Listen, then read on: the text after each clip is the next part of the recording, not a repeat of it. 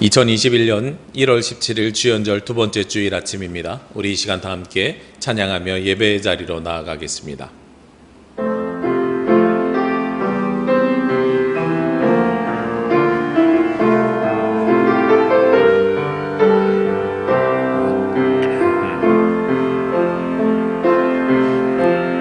만인 하나님을 예배하는 예배자입니다.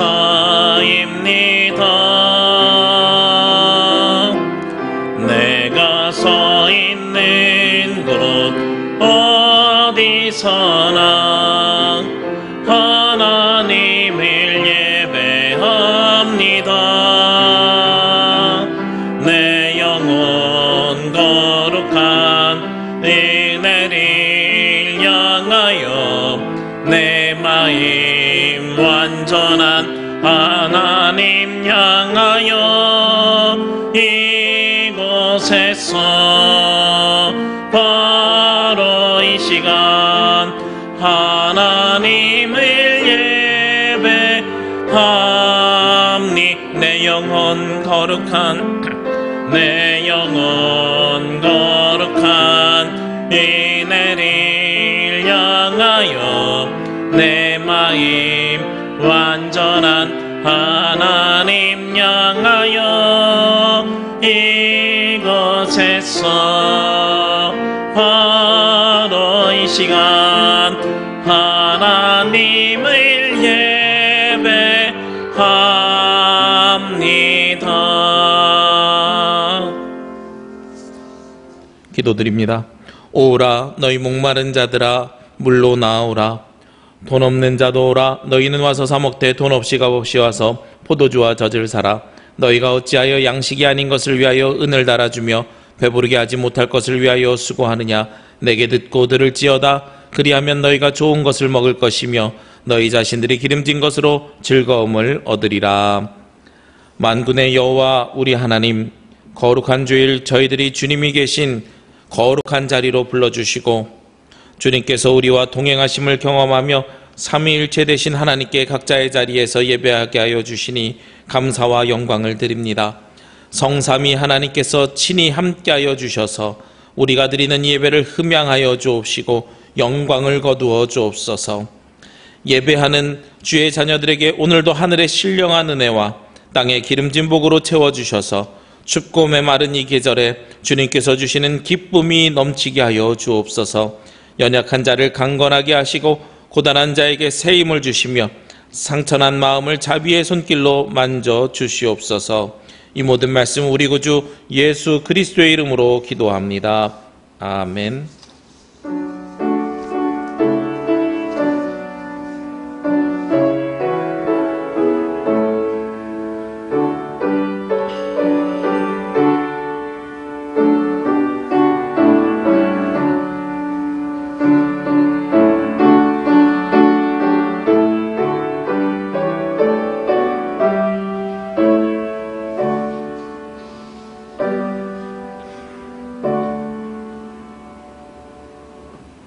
교동문은 122번 주연절 두 번째 교동문입니다. 내가 전심으로 주께 감사하며 내가 주의 성전을 향하여 예배하며 주의 인자하심과 성실하심으로 말미암아 주의 이름에 감사하오리니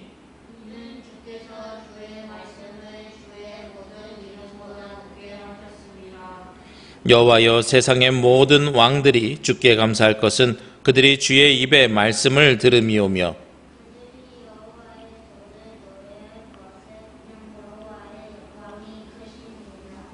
여호와께서는 높이 계셔도 낮은 자를 굽어 살피시며 멀리서도 교만한 자를 아심이니이다.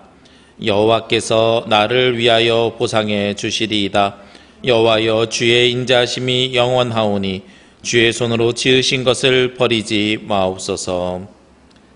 우리 이 시간 지난 한 주간 알고 지은 모르고 지은 모든 죄를 주님 앞에 자복하며 고백하는 참회의 기도를 드리도록 하겠습니다.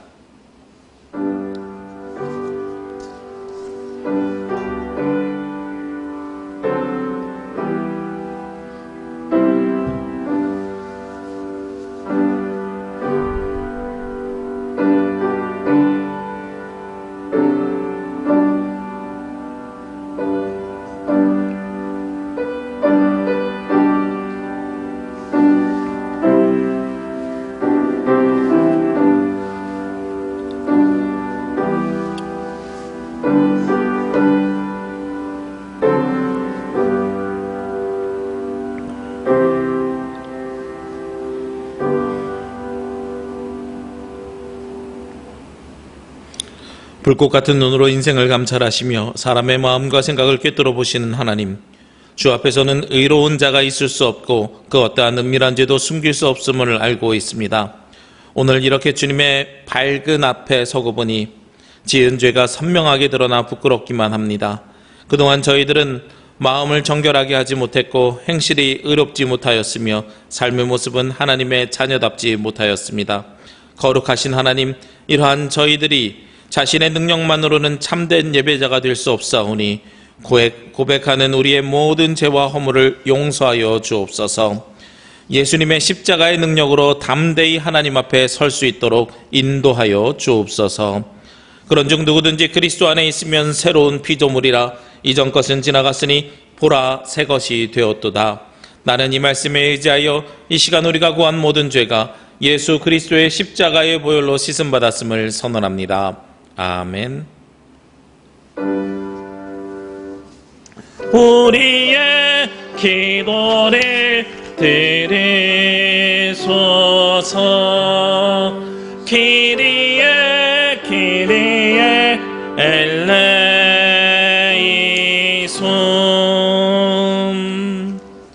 다 함께 사도신경으로 우리의 신앙 고백을 하나님께 드리겠습니다. 나는 전능하신 아버지 하나님, 천지의 창조주를 믿습니다. 나는 그의 유일하신 아들 우리 주 예수 그리스도를 믿습니다. 그는 성령으로 잉태되어 동정녀 마리아에게서 나시고 본디오 빌라도에게 고난을 받아 십자가에 못 박혀 죽으시고 장사된 지 사흘 만에 죽은 자 가운데서 다시 살아나셨으며 하늘에 오르시어 전능하신 아버지 하나님 우편에 앉아 계시다가 거기로부터 살아있는 자와 죽은 자를 심판하러 오십니다. 나는 성령을 믿으며 거룩한 공교회와 성도의 교제와 죄를 용서받는 것과 몸의 부활과 영생을 믿습니다.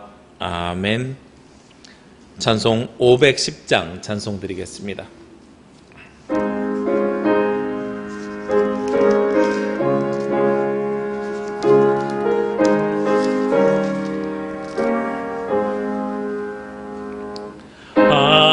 하나님의 진리 등대 길이 길이 빛나니 우리들도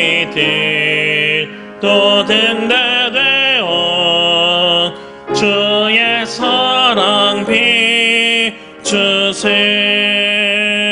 우리 작은 불을 켜서 험한 바다 비추세.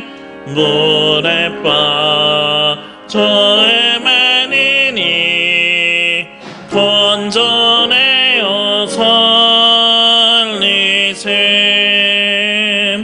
죄의 밤은 깊어가고 성난 물결 설렌다. 어디 불빛 없는다고 찾는 우리 많구나.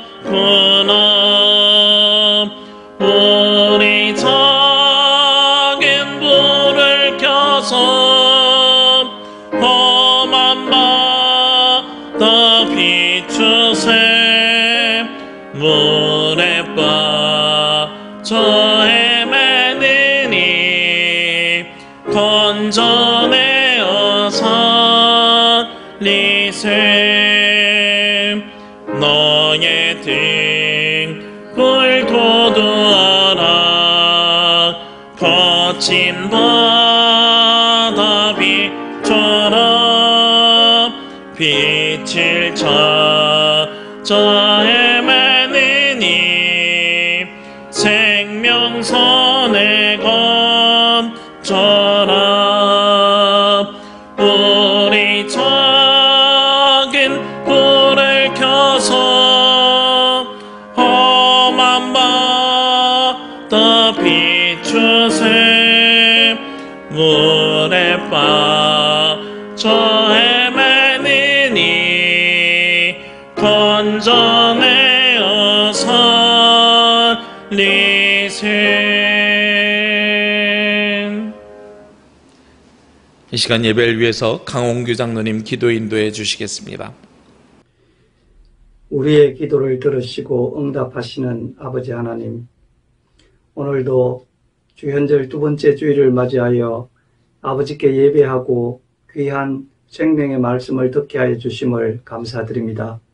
비록 코로나19로 인해 예배당에서 모이지 못하고 각자의 처소에서 인터넷을 통해 예배를 드리고 있지만 참여하는 모든 예배자들에게 성령이 함께하여 주시고 마음과 정성을 다하여 예배드리게 하여 주시옵소서. 아버지 하나님, 2021년 새해를 맞이하는 이때에 우리의 믿음을 돌아보게 하여 주시고 우리의 믿음이 세상과 이웃에게 하나님에 대하여 예수님에 대하여 무엇을 증언할 수 있는지 돌아보게 하여 주시고 우리의 믿음이 세상과 이웃에게 유익을 주는 믿음이 되게 하여 주시옵소서. 사랑하는 아버지 하나님, 말씀의 지혜와 예수 그리스도의 복음에 의지하여서 믿음이 자라게 하여 주시고 율법과 전통에 갇혀서 겉모양만 꾸미는 바리새인이나 서기관의 길을 걷지 않도록 인도하여 주시옵소서. 우리의 믿음과 의지가 연약하여 의롭게 행하지 못할 때라도 주님께서 불쌍히 여겨주시고 매일 새롭게 태어나는 하루를 살게 하여 주시옵소서. 아버지 하나님, 코로나19로 인해 모여서 예배할 수 없는 이 시기에 우리의 믿음이 나태해지지 않게 하여 주시고 각 가정에서, 일터에서, 처소에서 어디에서든지 말씀을 읽고 묵상과 기도의 시간을 가질 수 있도록 인도하여 주시옵소서. 특별히 목사님의 지도로 인터넷을 통해 진행하는 신약 성경 통독에 많은 사람들이 참여하게 하여 주시고 성경을 읽고 기도하는 중에 각자의 처소에서 성령의 감동과 은혜와 진리가 넘치는 놀라운 역사를 체험하게 하여 주시옵소서.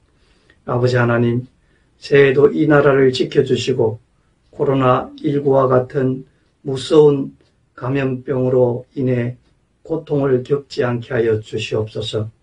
또한 정치, 경제, 법조, 사회의 모든 힘을 가진 자들이 거듭나게 하여 주시고 온갖 거짓과 부정과 권모술수를 몰아내고 나라를 공정하고 투명하고 생산적으로 이끌어갈 수 있도록 인도하여 주시옵소서.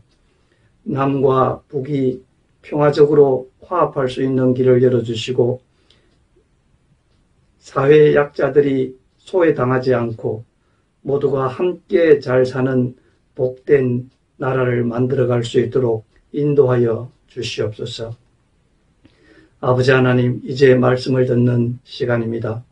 이 시간 목사님의 입술을 통하여 선포되는 말씀으로 인해 흩어져서 인터넷을 통해 예배하는 모든 남부교회 예배자들에게 기쁨과 감사가 넘치게 하여 주시기를 간절히 바라고 원하오며 우리를 죄와 사망에서 구원하여 주신 예수 그리스도 이름으로 간절히 기도드립니다. 아멘.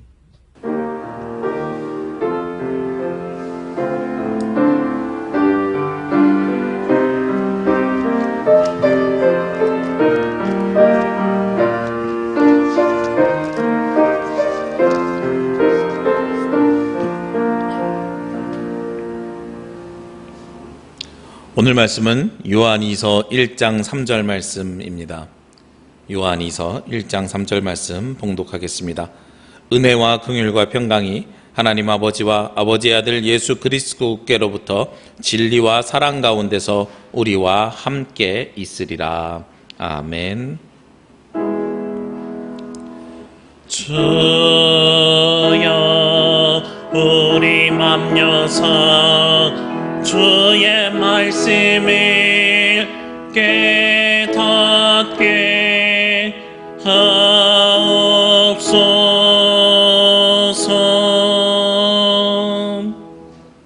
오늘도 각자의 자리에서 하나님 앞에 예배하는 여러분들을 주의 이름으로 축복합니다. 우리가 아마도 사회적 거리두기 2단계 마지막으로 전면 온라인 예배 드렸으면 하는 바람이 마음속으로 있고요. 다음 주 주일부터는 완화된 거리두기가 적용됨에 따라서 변화된 예배 순서를 가져가려고 합니다. 우리 예배 후에 문자로 안내해 드리도록 하겠습니다. 거기에 맞춰서 함께 예배에 동참해 주시면 감사하겠습니다. 저는 중학교 2학년 때부터 교회에서 주보를 만들었습니다. 그때는 신앙이 막 뜨겁거나 열정이 있어서 만든 게 아니고요. 당시에는 제가 다니던 교회에서 타자기로 주보를 만들 때에 저희 집에 컴퓨터가 있었어요. 그래서 그것을 컴퓨터로 전환하면서 목사님을 도와서 만들 수 있는 사람, 대학생 몇 명, 그리고 중고등학생 중에서 컴퓨터를 다룰 수 있는 저와 제 친구 한두 명이 목사님을 도와서 주보를 만들었습니다. 그래서 바쁠 때는 어른 예배 주보도 만들었고요. 그리고 우리 중고등부 예배 주보는 매주 친구랑 둘이서 만들었던 기억이 납니다. 그 당시에는 이메일이 있던 것도 아니라서 손바닥보다 커다란 디스켓에다가 파일을 담아서 교회 가서 출력하고 복사하고 하는 일들을 했고, 그래서 매주 토요일 날 친구랑 만나서 교회에 갔던 기억도 있습니다. 그때 한 번은 친구랑 그런 이야기를 했어요. 교회 주보를 6면으로 만들었는데 교회 소식칸에 이 제목을 좀 산뜻하게 바꿔봤으면 좋겠다. 그래서 둘이서 일주일 동안 머리를 짜내서 만들어낸 단어가 뭐냐면 공동관심사의 나눔이라는 단어입니다. 지금 생각해보면 그것도 굉장히 투박하고 한자어로 만들었죠. 한글로 예쁜 단어로 만들었으면 참 좋았을 뻔 했는데 그러지 못한 것 같습니다만, 그래도 당시에는 저하고 제 친구는 꽤 만족했던 것이 공동관심사의 나눔이라는 글자예요. 공동관심사의 나눔이라는 그 단어를 보면서 우리가 교회 소식을 알게 되고, 그리고 우리가 함께 무엇을 나눠야 될지를 기억하게 되었습니다. 그리고 나서요, 어느 날 그런 생각이 드는 거예요. 내가 누구를 만나든지 그 사람과 나와의 공동 관심사가 있으면 이야기를 하는 것이 굉장히 쉽겠구나. 그리고 그렇게 하려면 내가 만나는 사람이 굉장히 다양하니까 이 다양한 사람들이 가지고 있는 지적인 데에 대한 공부를 좀 더 해야 되겠구나 하는 생각을 갖게 됐어요. 그러다가 신학교에 입학을 했습니다. 그리고 나서 거기에 대한 생각이 더욱더 굳혀졌어요. 내가 앞으로 목회를 해야 돼. 목회를 하다 보면 만나는 사람들이 경영학을 전공하는 사람도 있고, 식당을 운영하는 사람도 있고, 전자공학을 하는 사람도 있고, 그리고 의학계에 있는 사람들도 있고, 여러 종류의 사람들을 만나니까 나는 한 곳에 깊은 지식을 갖는 것보다 여러 사람이랑 대화할 수 있도록 넓은 지식을 갖는 게 좋겠다. 그래서 대학을 들어가면서 제 목표가요, 어떤 전공의 사람을 만나든지 그 사람이랑 1시간 정도 이야기할 수 있을 만큼 그 전공 분야에 대해서 공부를 해야 되겠다 하는 생각을 가졌었어요.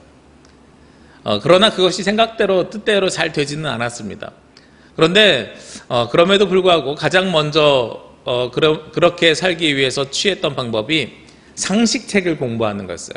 상식이 많아지면 이 사람 저 사람이랑 이야기하기가 좋겠다. 그리고 그런 생각은 지금도 가지고 있습니다. 그러다가 몇 해 전에 우연히 책 한 권을 발견했습니다. 지대 넛얏이라는 책인데요. 최 사장이라는 필명으로 쓴 책입니다. 지적 대화를 위한 넓고 얕은 지식이라는 책이에요. 딱 책 제목을 보는 순간에 저거 내가 바라던 거야. 지적 대화를 위한 넓고 얕은 지식, 깊은 지식이 없어도 돼. 누구랑 만나든 모든 이야기를 다 할 수 있어. 그런데 이 책을 시작할 때 딱 보니까요, 넓고 얕은 지식이 아니에요. 생각보다 중요한 이야기를 다루고 있어요. 이 책 1권에서 시작할 때 무슨 이야기를 가지고 시작하냐면 진리에 대한 정의를 하고 시작합니다.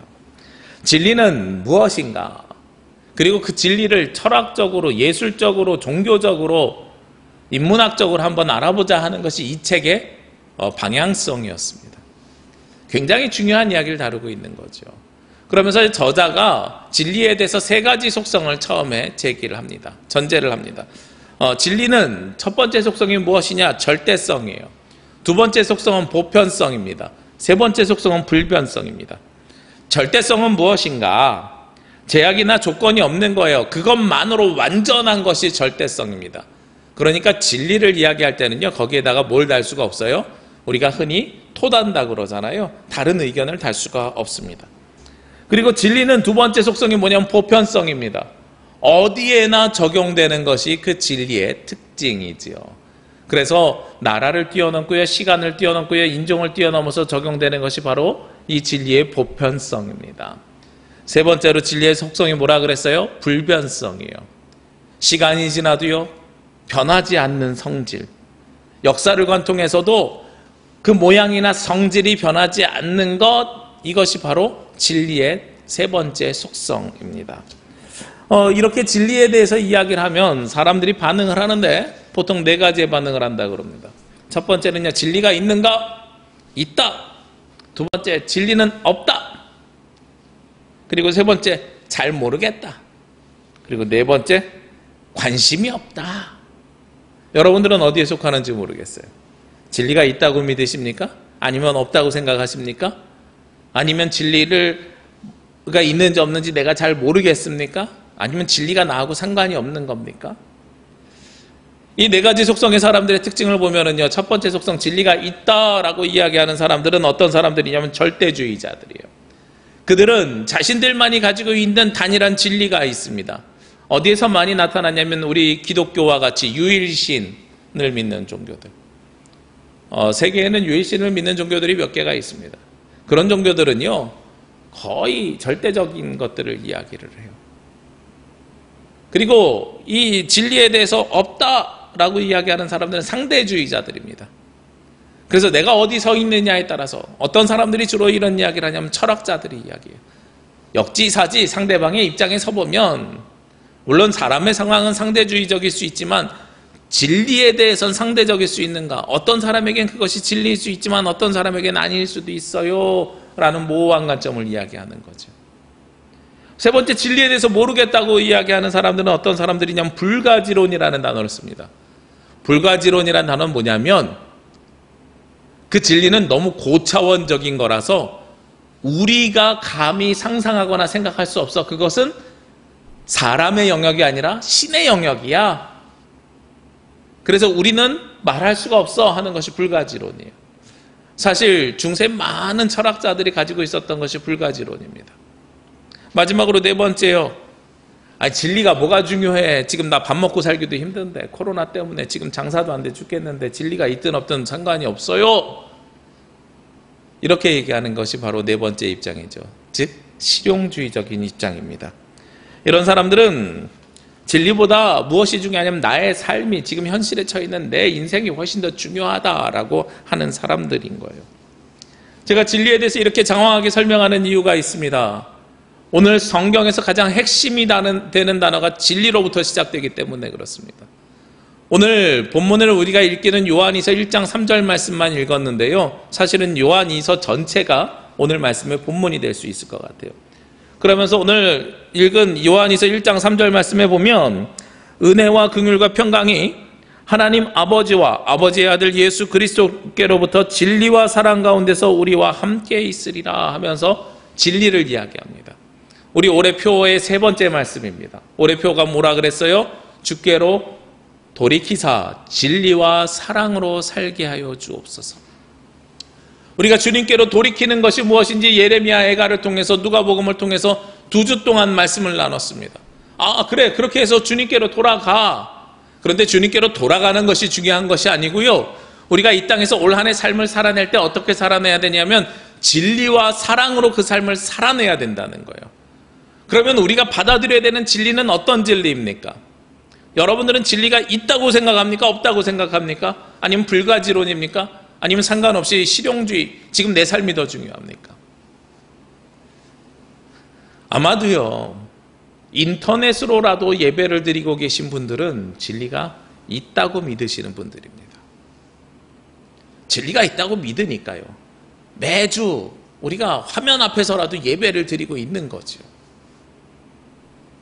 세상 사람들에게 물어보면 어떤 이는 실용주의자일 것이고 어떤 이들은 진리가 없다고 이야기할 수도 있을 겁니다.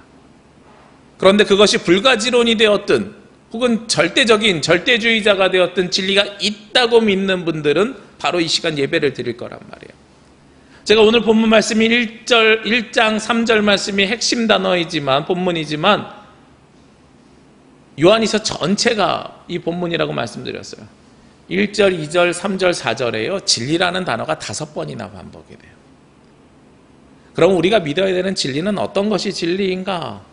절대성이요, 보편성이요, 불변성이요. 이 세 가지를 다 가지고 있는 것이 무엇이겠어요? 하나님의 말씀이고 예수 그리스도는 이 세 가지를 다 가지고 있습니다. 예수 그리스도는요, 옛날이나 2000년 전이나 지금이나 변함이 없습니다. 예수 그리스도가 우리를 구원하셨다는 이 절대적인 사건 자체는요, 전혀 변하지 않는 거예요. 그래서 불변성을 가지고 있습니다. 그리고 예수 그리스도는요, 보편성입니다. 예수 그리스도는 어떠한 특별한 민족, 하나님께서 구약에서는 이스라엘 민족이라고 하는 선택된 사람들에게만 역사하셨지만 예수 그리스도를 통해서 온 인류에게 복음을 전하시고 온 인류를 구원하신다는 보편성을 완성하신 분이 바로 예수 그리스도입니다. 그래서 우리에게 진리는 예수 그리스도예요. 불변성과 보편성을 가지고 있어요. 그리고 가장 중요한 것, 절대성. 다른 길을 통해서는 하나님 나라에 들어갈 수가 없습니다. 오직 누구를 통해서만요? 예수 그리스도를 통해서만 갈 수 있어요. 제가 여러 번 사용하는 예화 중에 하나입니다. 레디컬이라는 책에 보면 그 책의 저자가 목사님인데 인도에 가서 다른 종교인들이랑 불교 혹은 힌두교인들이랑 이야기를 나눴나 봐요. 그쪽 사람들은 진리에 대해서 상대적인 관점을 가지고 있어요. 그러다 보니까 그 사람들이 물어보는 거예요. 저 산 정상을 가는데 이 길로 갈 수도 있고 저 길로 갈 수도 있고 어느 길로 가든지 간에 정상으로만 가면 되는 거 아니냐. 그러니 너와 나는 출발점이 다르고 가는 길이 다르지만 정상에서 우리가 만나는 거 아니야? 이렇게 불교인들이, 힌두교인들이 물어봤나 봐요. 그랬더니 이 목사님이 뭐라고 대답하셨냐면, 길은 여러 개가 있지요. 그런데 그 길은 그 정상까지 아무도 가본 사람이 없는 산입니다. 그리고 그 길이 정상까지 나 있는지는 아무도 모릅니다. 그런데 누구는 알 수 있습니까? 정상에서 나를 데리러 내려온 사람들은, 정상에서 누군가가 나를 마중 나왔다면 우리는 그 길이 정상으로 가는 길인 줄 알 수 있습니다. 그리고 그 정상에서 우리를 마중 나오신 분이 누구시라고요? 하나님의 아들이지만 이 땅에 육신으로 오신 분 예수 그리스도입니다. 그래서 우리는 유일하게 그분을 통해서 그곳에 갈 수가 있습니다. 이게 바로 절대성이에요. 절대성과 보편성과 그리고 불변성을 가지고 계신 분은 오직 한 분입니다. 누구요? 예수 그리스도예요. 제가 이 불변성을 이야기하면서 역사를 관통해서 변하지 않는 것이라 그랬잖아요. 제가 요한이서 말씀을 참 여러 번 읽었습니다만 오늘 말씀을 준비하면서요, 깜짝 놀랐어요. 야, 이렇게 지금 2021년에 딱 요한이서 말씀처럼 딱 맞는 말씀이 어디 있을까? 요한이서 1장 12절 말씀 잠깐 볼게요. 여기에 보면 이 말씀의 저자가 누구냐면 사도 요한입니다. 사도 요한이 말씀을 마칠 때 이렇게 마칩니다. 내가 너희에게 쓸 것이 많으나 종이와 벽으로 쓰기를 원하지 아니하고 종이와 먹으로 쓰기를 원하지 아니하고 오히려 너희에게 가서 대면하여 말하려 하니 이는 너희 기쁨을 충만하게 하려 함이라. 사도 요한이 뭐라고 쓴 거예요? 지금의 상황이 어떤 상황이라는 거예요? 비대면 상황이라는 거예요. 나도 너희와 대면해서 복음을 전하기를 원하노라 라고 이야기하는 겁니다. 제 심정이랑 너무 똑같아요. 비대면을 이야기하고 있어요. 2000년 전에도 비대면으로 하나님의 말씀을 전했던 거예요. 여러분들이 저를 대면하시죠. 화면을 통해서 대면하시죠. 만나서 하는 게 아니잖아요. 오늘 사도 요한도 그걸 원하고 있는 겁니다. 성경은요, 2000년 전에 쓰여져 있지만 코로나19를 만나고 온라인 예배를 드리고 있는 이 상황 속에서도 동일하게 적용될 수 있는 놀라운 말씀이에요. 그렇기 때문에 이 말씀은 바로 진리라는 겁니다. 그런데 이 진리는요, 그렇게 절대성과 보편성과 불변성으로만 완성되는 게 아닙니다. 그리스도인의 진리는 그 삶을 살아낼 때에 완성이 됩니다. 오늘 1장 3절 말씀을 다시 보면 은혜와 긍휼과 평강이 우리에게 주어진대요. 누구로부터 주어지냐면 하나님 아버지와 아버지 아들 예수 그리스도로부터 우리에게 은혜와 긍휼과 평강이 있대요. 은혜는 우리의 목숨을 구원해 주시는 구원의 은혜요. 긍휼은 우리가 힘들게 살 때 우리를 어여삐 봐주신 하나님 아버지의 사랑이시고, 평강은 우리가 고난과 고통에서 벗어나서 샬롬 평안한 가운데 살아갈 수 있도록 도우신 하나님의 놀라우신 섭리거든요. 지금 코로나 상황 가운데 우리가 그렇게 살아가면 좋잖아요. 하나님의 긍휼하심에 따라서 우리가 평강을 누리면서 하나님의 은혜를 입어서 살아가면 얼마나 행복하겠어요. 그게 누구로부터 온다고요? 진리이신 아버지 하나님과 예수 그리스도로부터 온다고요. 그런데 그게 어떤 상황 속에서 오느냐? 진리와 사랑 가운데서 우리와 함께 있으리라. 하나님의 은혜와 긍휼과 평강은요, 무엇이 전제냐면 우리가 진리와 사랑 안에 있을 때에 내려주시는 하나님의 놀라우신 섭리라는 겁니다. 그러니까 우리가 진리와 사랑 안에 없으면 하나님께서 그걸 주지 못하세요. 진리는 지금까지 말씀을 함께 나누었습니다. 그러면 여기에 덧붙여서 사랑, 진리와 사랑, 이것이 두 개가 떨어뜨릴 수 있는 것인가? 아니요. 이 두 개가 한 몸임을 오늘 본문은 말씀하고 있습니다. 오늘 4절 말씀을 보면 너희 자녀들 중에 우리가 아버지께 받은 계명대로 진리를 행하는 자를 내가 보니 심히 기쁘다 하면서 무엇을 말씀하시냐면 5절에 진리를 행하는 자들의 어떤 모습을 보면서 기뻐하시냐면 내가 이제 내게 구하노니 서로 사랑하자 이는 새 계명같이 내게 쓰는 것이 아니요 처음부터 우리가 가진 것이라. 그리고 6절에 또 사랑은 이것이니 우리가 그 계명을 따라 행하는 것이요 계명은 이것이니 너희가 처음부터 들은 바와 같이 그 가운데서 행하라 하심이라. 자, 4절과 6절에 공통점이 있어요. 4절에 보면 진리를 행하는 자를 내가 보니, 근데 그 진리를 무엇대로 행해요? 계명대로 진리를 행한 자를 보니 내가 심히 기쁘다 하고, 6절의 말씀에 보니까 사랑은 이것이니 하면서 우리가 그 계명을 따라 행하는 것이다 라고 이야기를 해요. 진리도 계명대로 행하는 것이고 사랑도 무엇이에요? 계명대로 행하는 것이에요. 계명은 무엇입니까? 하나님 아버지와 예수 그리스도가 우리에게 주신 말씀입니다. 그 말씀 자체가 진리예요. 많은 기독교 학교를 보면은요, 그 학교의 교훈이 다 똑같습니다. 진리가 너희를 자유케 하리라. 진리와 경건, 학문과 진리. 진리란 단어가 다 들어가 있어요. 그 진리는 곧 하나님의 말씀입니다. 그리고 사랑은 뭐냐? 그 말씀대로 살아가는 것이 바로 사랑이라는 거예요. 예수 그리스도가 우리의 구원자이심을 믿고 그 예수 그리스도의 말씀대로 살아가는 사람들, 이 사람들이 바로 진리와 사랑으로 삶을 살아가는 사람들이라는 거예요. 그런데 오늘 성경에 보면 이 사랑이 있는데 두 가지를 조심하라고 말씀하고 있어요. 진리와 사랑으로 살아갈 때 무엇을 조심해야 되는가? 오늘 7절 말씀에 보면 미혹하는 자가 세상에 많이 나왔으니 이는 예수 그리스도께서 육체로 오심을 부인하는 자라. 이런 자가 미혹하는 자여 적그리스도니 너희는 스스로 삼가 우리가 일한 것을 잃지 말고 오직 온전한 상을 받으라. 초대교회 때도요, 진리와 사랑으로 예수 그리스도의 말씀으로 삶을 살아가려고, 세상에서 그 삶을 살아내려고 하는 사람들에게 어떤 사람들이 많이 오냐면 미혹하는 사람들이 온대요. 제가 이 말씀을 보면서 사도 요한이 비대면 상황 속에서 대면하기를 바라면서 썼다 그랬잖아요. 이 비대면 상황 속에서 사도 요한이 가장 걱정한 것이 미혹하는 사람들이었다는 겁니다. 우리가 코로나 상황으로 인해서 가장 걱정하는 것이 무엇이냐면 이단과 관련된 사람들입니다.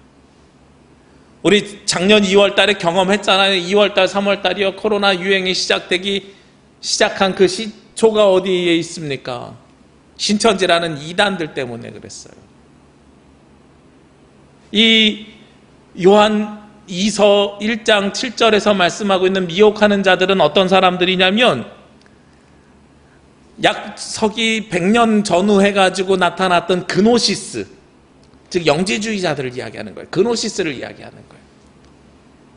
이 그노시스들이 가지고 있는 여러 가지 특징들이 있는데 예수 그리스도를 영적으로 지식을 알아야 되고 깨달아야 된다라고 이야기를 하지만, 그러나 결국은 이들이 무엇을 부인하느냐면 오늘 7절에 나와 있는 것처럼 예수 그리스도께서 육체로 오심을 부인하는 자들이에요. 그래서 이들을 뭐라고 규정하고 있냐면 적그리스도라고 하고 있는 겁니다. 우리가 하나님 앞에서 예배를 함께 모여서 공동체적으로 예배하지 못할 때에, 목회자의 목양을 받지 못할 때에 가장 조심해야 되는 것이 무엇이냐? 미혹하러 들어오는 사람들이라는 거예요. 비대면 상황 속에서 초대교회도 그렇고 지금 2000년이 지난 지금의 세상에서도 그렇고 어떤 사람들을 조심해야 되느냐? 미혹하는 사람들을 조심해야 됩니다. 이 미혹하는 사람들에게 미혹하는 사람들 때문에 무엇이 드러나지 못해요? 진리와 사랑이 드러나지 못해요.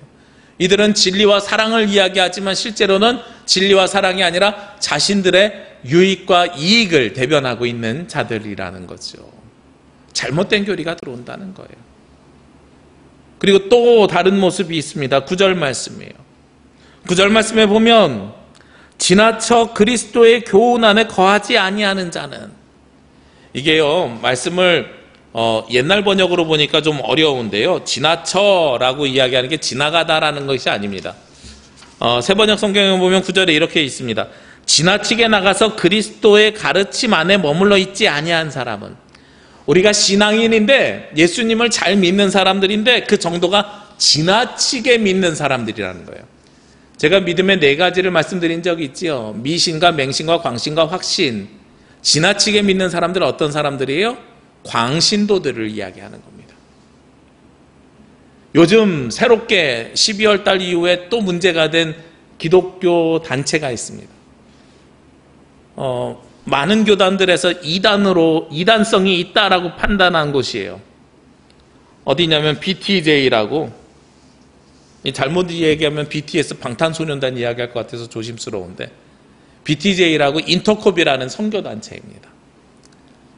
개인적으로는 이 인터콥이라는 선교단체의 교리를 알지 못하기 때문에 여기에 이단성이 있느냐 없느냐에 대해서는 제가 아직 정확하게 판단을 할 수 없을 것 같습니다. 그런데 다만요, 이들이 가지고 있는 성향과 성격이 어떤 성향과 성격을 가지고 있냐면 지나친 믿음의 성향과 성격을 갖고 있는 건 제가 확신할 수 있어요. 제가 예전에 부교육자로 사역을 할 때요, 교회 학교를 맡았는데, 어린이부를 맡았는데 우리 어린이부 부장 집사님이 인터콥이라는 선교단체에 속해 있었어요. 이분들의 신앙의 정도가 지나치다고 하는 것은 제가 어떤 면에서 알 수 있냐면, 교회 안에서 성경학교를 예정하고 같이 교사들이랑 부장님이 있는 상태에서 회의에서 날짜를 잡았어요. 성경학교를 할 때 날짜를 잡을 때 가장 중요한 것이 뭐냐면 교사들이 많이 모일 수 있는 날짜가 아니라, 첫 번째 조건이 아이들이 방학을 한 뒤에, 그리고 부모하고 여행 가는 일정하고 겹치지 않아서 가장 많은 아이들이 참석할 수 있을 때 성경학교라는 것이 당연하죠. 성경학교는 누구를 위해서 하는 거예요? 아이들을 위해서 하는 거니까요. 그래서 날짜를 교사들이랑 회의에서 다 잡았어요. 회의가 끝난 다음에 전화가 왔습니다. 목사님, 사실은요, 제가 그 기간에 우리 선교단체에서 해외로 선교가 예정돼 있어서 성경학교 참석 못할 것 같습니다. 거기까지는 그래도 그럴 수 있다고 생각을 했어요. 성경학교 참석 못하면 뭐 어쩔 수 없죠. 그럼 보통 부장님은, 그러면 제가 참석 못하니 열심히 준비까지는 도와주고 그 기간 동안에는 제가 선교를 다녀오겠습니다, 이렇게 이야기할 수 있을 거잖아요. 그런데 그 부장님 뭐라고 말씀하셨냐면, 그런데요, 제가 그 선교를 준비해야 돼서 이번에 올여름에 성경학교 못할 것 같아요.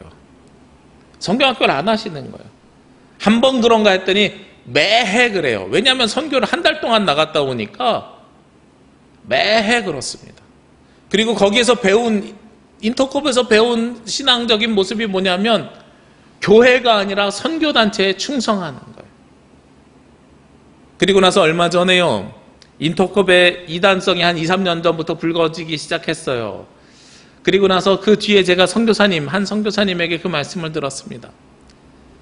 인터컵이 선교 왔다 가면 한국 선교사들은 거기서 선교를 더 이상 하지 못한다는 거예요.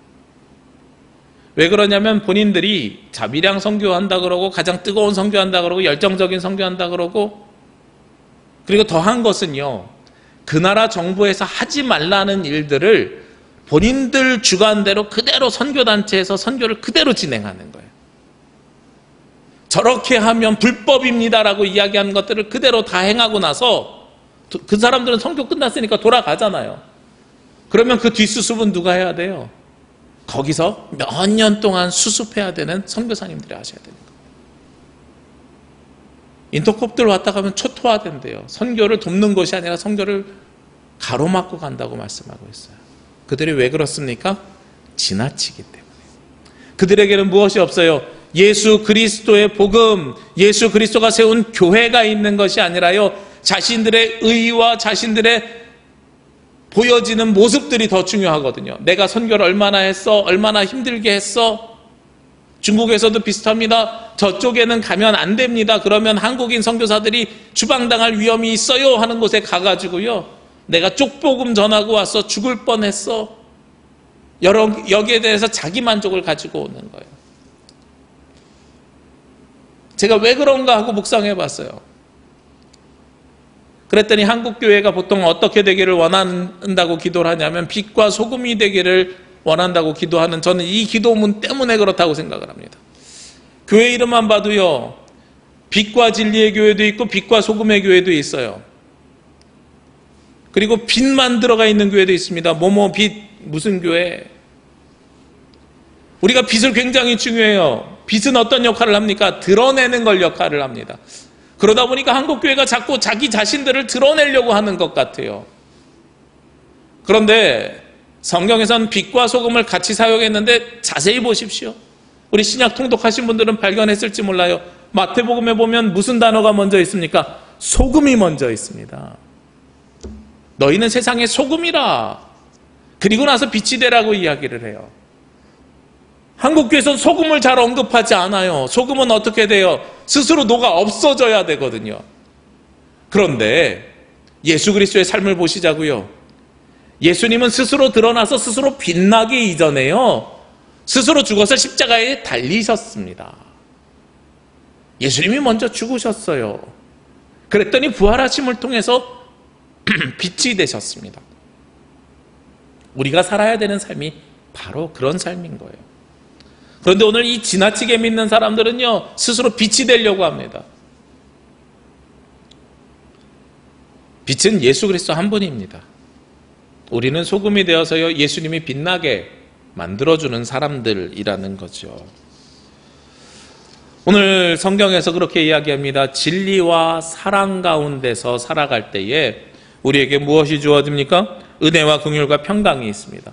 그런데 우리를 미혹하는 사람들에게 우리가 넘어간다고 하면, 혹은 우리가 하나님 예수 그리스도를 믿지만 지나치게 믿어서 예수 그리스도 하나님이 드러나는 것이 아니라 내가 드러나기 위해서 살아가는 사람들에게는 은혜와 긍휼과 평강이 있을까요? 아니요. 그들에게는 그것이 없다는 거예요. 그러면 다시 본문으로 돌아와서 우리가 진리와 사랑 가운데서 진리와 사랑으로 살아가는 방법이 무엇입니까? 세상과 함께 살아가는 겁니다. 예수 그리스도를 가슴에 품고 세상 속에 녹아져 들어가야 되는 겁니다. 세상 속에서 하나님의 말씀을 실천하면서 살아가는 겁니다. 우리 교단이요, 한국기독교 장로회가 굉장히 진보적인 교단입니다.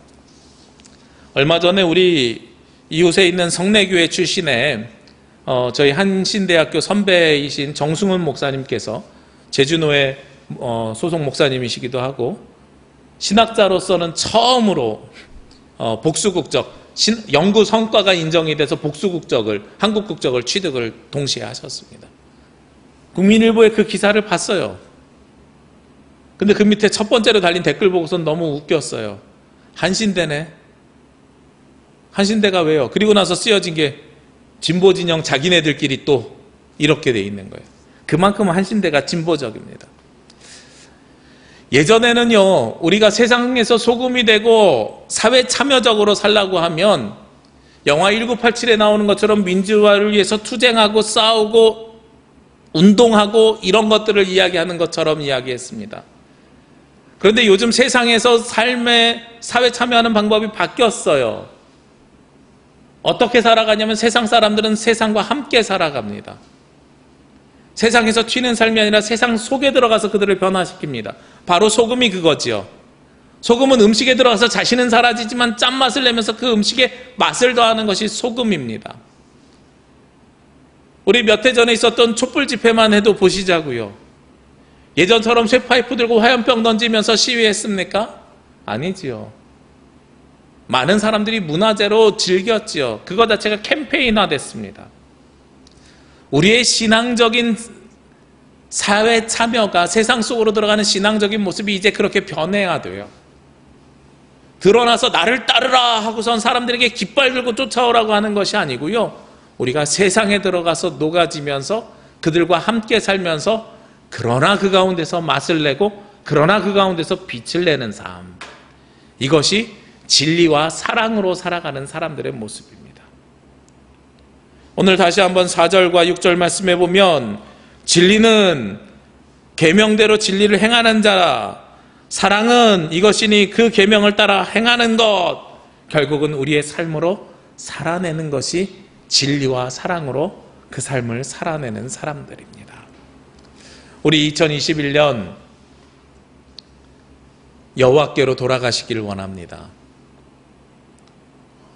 탕자와 같이 우리의 방향을 돌이켜서 우리가 시작했던 곳 주님의 집으로 다시 돌아가시길 원합니다.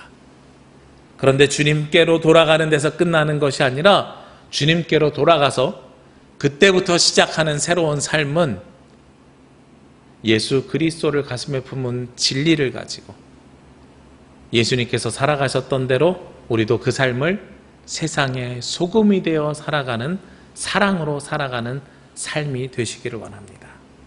그래야 주께로 돌이키사 진리와 사랑으로 살아가는 저와 여러분이 되실 줄로 믿습니다. 그리고 그렇게 살아갈 때 오늘 말씀과 같이 은혜와 긍휼과 평강이 저와 여러분이 함께 하실 줄로 믿습니다. 함께 기도드리겠습니다.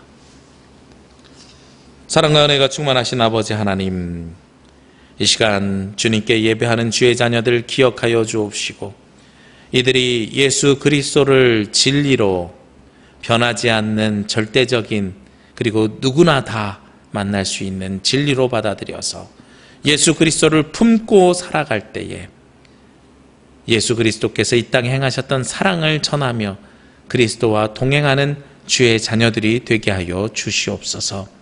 그렇게 진리와 사랑으로 주님께 돌아가서 진리와 사랑으로 살아갈 때에 하나님께서 허락하여 주신 은혜와 긍휼과 평강이 우리 가운데 함께하여 주셔서 코로나 상황 가운데서도 이기고 승리하며 평안을 누리며 살아가는 주의 자녀들이 되게 하여 주시옵소서. 이 모든 말씀 예수님의 이름으로 기도합니다. 아멘. 이 말씀 따라 사는 동안 지치지 않게 하시고 이 말씀 따라 사는 동안 주님 나라 이루소서. 함께 찬송 633장 찬송하며 예물을 봉헌하겠습니다.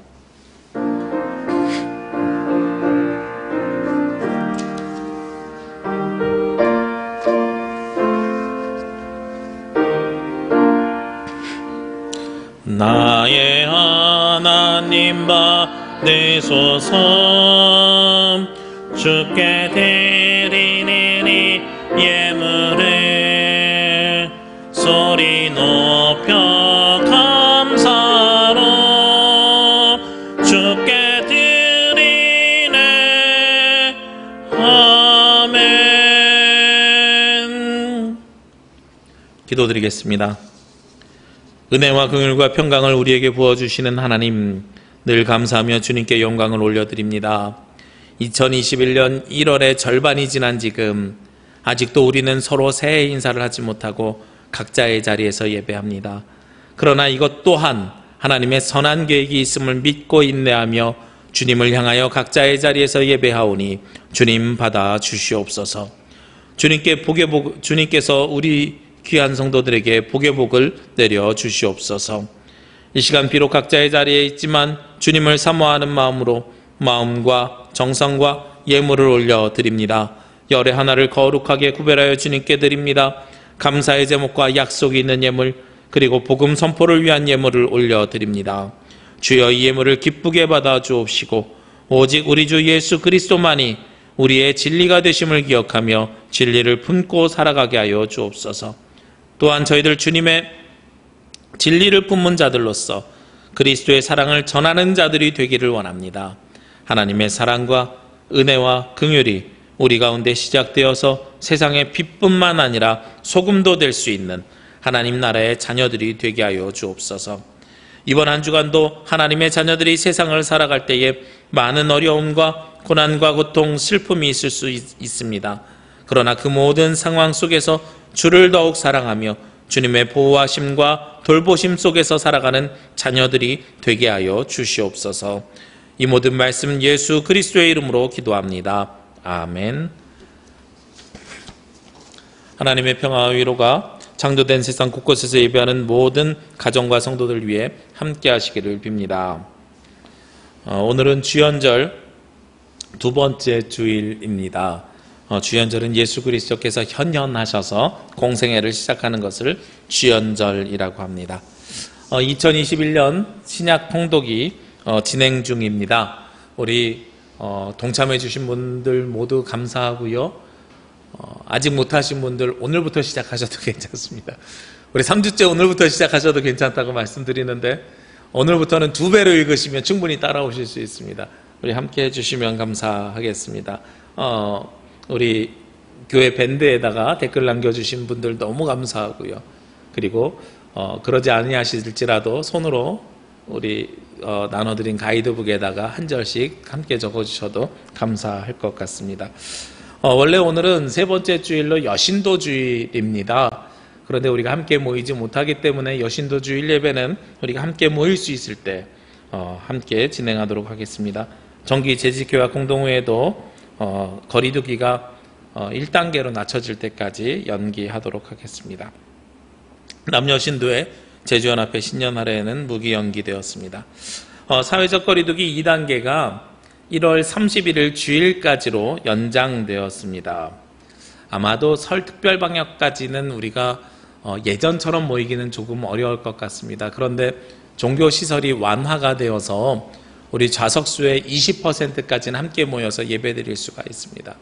그래서 다음 주 주일부터는 9시와 10시 30분 두 번으로 예배를 드리고 온라인 예배 병행하도록 하겠습니다. 여기서 한 가지 부탁드릴 것은요. 저희 교회 좌석수 대비 20%이면 15명 안쪽으로 예배를 드려야 됩니다. 그래서 제가 여러 가지 방법을 생각을 해봤었어요. 선착순으로 신청을 받는다든지 여러 가지 방법을 생각을 하다가 일단은 온라인으로 예배를 우리 젊은 분들은 드릴 수 있는데 어르신들 몇 분은 온라인을 스마트폰이나 컴퓨터 혹은 집에 와이파이도 없어서 온라인 예배가 전혀 불가능하셔서 한 달이 넘도록 예배를 못 드리시는 분들이 계십니다. 그래서 그분들을 우선 우리 10시 반 2부 예배 때, 우리 올해부터는 2부 예배가 11시가 아니라 10시 반으로 조정됐습니다. 10시 반 2부 예배 때 모시고, 그리고 예배를 맡으신 분들과 그분들 하면 15명 안쪽이 될 것 같습니다. 그분들만 드리도록 하겠습니다. 우리 가급적이면 이 70세 넘으신 분들과 예배를 맡으신 분들만 10시 반 2부 예배에 참석해 주시고요. 다른 분들은 교회에서 예배를 드리고 싶다 하시면 9시 예배를 오시고, 그리고 아니면 계속해서 몇 주간은 온라인 예배로 드려주시기를 부탁드립니다. 다시 한번 말씀드리지만 2부 예배는 참석 인원 제한으로 70세 이상의 어르신과 그리고 예배 순서를 맡은 분들만 함께 예배하도록 하겠습니다. 우리 다른 분들은 일부 예배와 온라인 예배를 선택해 주시기를 바랍니다. 2020년 기부금 영수증을 발급합니다. 우리 기부금법이 좀 바뀌었어요. 그래서 지금 국세청으로 귀속되고 여러 가지 단계들이 지금 한 3년에 걸쳐서 진행되고 있는데 중요한 것은 이제 본인 명의로만 발급이 됩니다. 우리 자녀 이름으로 혹은 배우자 이름으로 발급되는 것이 어려우니까요. 우리 헌금하실 때부터, 올해는 헌금하실 때부터 기부금 영수증 받으셔야 되는 분 성함으로 헌금을 하시면 감사하겠고요. 그리고 기부금 영수증 관련된 신청은 우리 유상근 장로님, 여기에 핸드폰 번호 나갑니다. 유상근 장로님에게 연락을 주시면, 우리 재정부장님에게 연락을 주시면 기부금 영수증 발급하도록 하겠습니다. 우리 함께 찬양 드리겠습니다. 살아낸 만큼, 사랑한 만큼.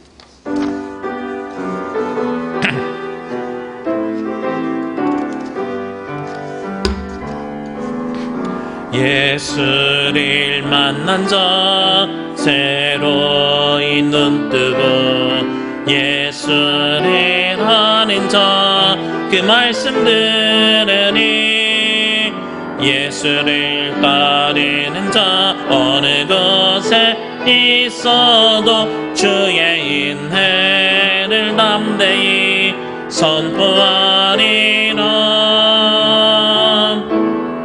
예수를 만난 자 새로이 눈뜨고 예수를 아는 자 그 말씀 들으니 예수를 따르는 자 어느 곳에 있어도 주의 인내를 담대히 선포하리라. 주님의 뜻대로 살아낸 만큼 자유를 얻으니 살아낸 만큼 예수의 마음으로 사랑한 만큼 평안을 얻으니 사랑한 만큼 주님의 뜻대로 살아낸 만큼 자유를 얻으니 살아낸 만큼 예수의 마음으로 사랑한 만큼 평안을 얻으니 사랑한 만큼. 이제는 우리의 진리가 되시는 예수 그리스도의 은혜와 우리에게 은혜와 긍휼과 평강을 주시는 아버지 하나님의 사랑하심과 진리와 사랑 가운데서 주님의 뜻대로 우리가 살아갈 수 있도록 우리를 이끌어 주시는 성령님의 역사하심이 2021년 주연절 두 번째 주일 아침 주님께 예배하며 세상의 빛이 되고 세상 속에서 소금으로 녹아 맛을 내며 살기를 원하는 제주남부교회 모든 성도들 머리 위에와 각자의 자리에서 주님께 영광 올려드리길 원하는 모든 권속들 머리 위에 지금부터 영원까지 함께 하시기를 간절히 축원하옵나이다. 아멘.